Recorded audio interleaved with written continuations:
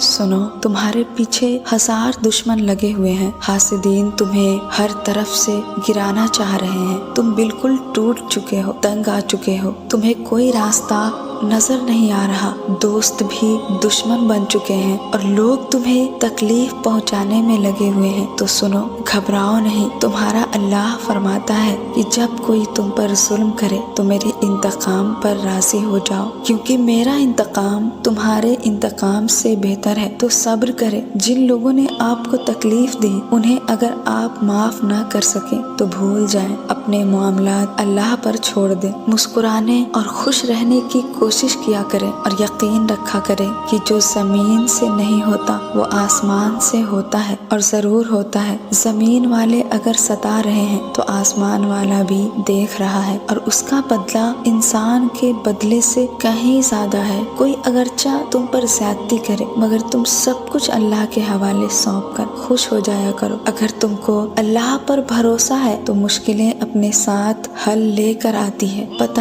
ہے، میں نے گناہوں میں ڈوبے لوگوں کو راتوں کو روتے دیکھا ہے اور نیکی کرنے والوں کو دوسروں پر ہنستے دیکھا ہے۔ کس کا کردار اچھا اور کس کا برا یہ صرف اللہ جانتا ہے، کیونکہ انسان صرف اچھے انسان سے محبت کرتا ہے جبکہ اللہ تعالیٰ برے انسان کو بھی اکیلا نہیں چھوڑتا۔ تو سنو، جتنے لوگ تم کو گرانے میں لگے ہیں یا تم پر ظلم کر کے خوش ہیں وہ کبھی اللہ کے قہر سے نہیں بچ سکتے۔ تم صبر کرو، اللہ پر چھوڑ دو اور اللہ سے دعائیں کرو، تمہارے بدلے کے لیے تمہارا اللہ کافی ہے۔ کیا تم نے یہ آیت نہیں پڑھی؟ ان اللہ لا يحب المعتدین، بے شک اللہ ظالمین کو پسند نہیں کرتا ہے۔ تو پھر تم پر ظلم کرنے والے کیسے بچ سکتے ہیں؟ آج تم صبر کرو، آج ان کا دن ہے